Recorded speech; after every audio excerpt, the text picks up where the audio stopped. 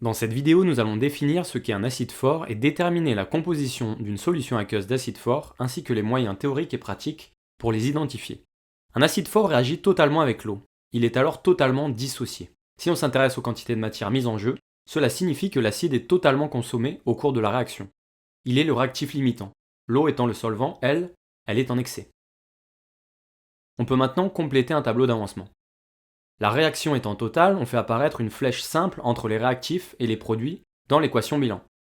On note la quantité de matière en acide initialement présente NiAH, et on rappelle que l'on peut calculer sa valeur grâce à l'expression C fois V, avec C la concentration molaire en soluté apportée en acide.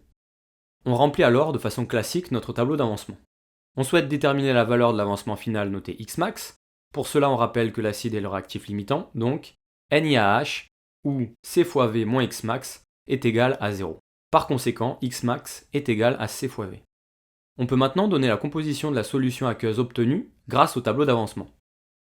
À l'état final, la concentration en acide AH est nulle, car la quantité de matière associée est elle-même nulle. Les concentrations en ion A- et en ion oxonium H3O+, sont égales. Effectivement, on remarque que leurs quantités de matière respectives sont égales, et qu'elles valent Xmax, soit CV. La concentration molaire est égale au quotient de la quantité de matière sur le volume, soit Xmax sur V, ou encore C fois V sur V. On peut maintenant simplifier cette expression par V.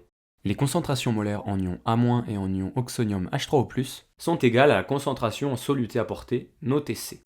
On peut maintenant en profiter pour trouver une condition pour reconnaître, grâce au pH de la solution, le caractère fort ou faible de l'acide considéré. On sait que l'on peut calculer le pH grâce à la relation pH est égal à moins log de la concentration en ion oxonium H3O+.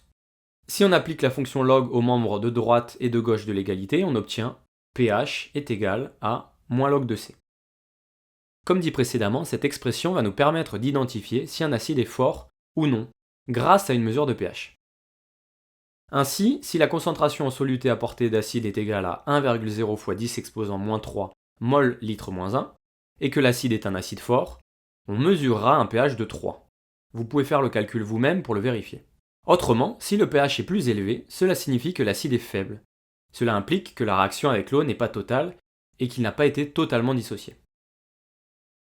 Pour résumer, si on mesure le pH d'une solution et que la valeur obtenue est égale à moins log de C, cela prouve que l'acide considéré est fort. La réaction entre l'eau et cet acide est donc totale.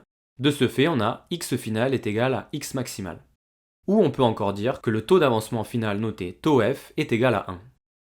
Si vous ne connaissez pas la signification de XF ou de taux, je vous recommande de regarder la vidéo précédente.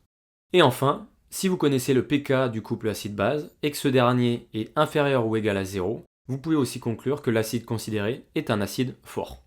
Voilà, cette vidéo touche à sa fin. Dans la prochaine vidéo, nous parlerons d'acide faible. À bientôt!